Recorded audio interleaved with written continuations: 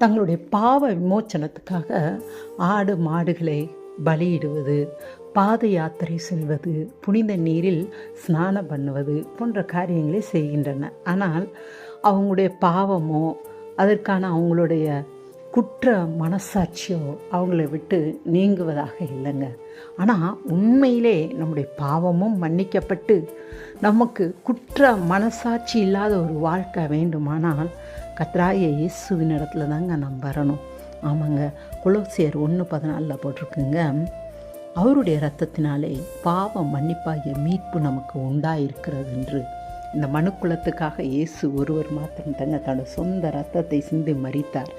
எனவே அவரை ஏற்றுக்கொள்ளும்போது, அவருடைய இரத்தத்தினாலே கழுவப்படும் போது நம்முடைய பாவங்கள், நம்முடைய சாபங்கள், வியாதிகள், மரணங்கள் எல்லாம் நம்மளை விட்டு வெளியேறுதுங்க. அது மாத்திரமல்லங்க, குற்றமற்ற ஒரு மனசாட்சியில் ஒரு வாழ்க்கை நமக்கு கிடைக்குது.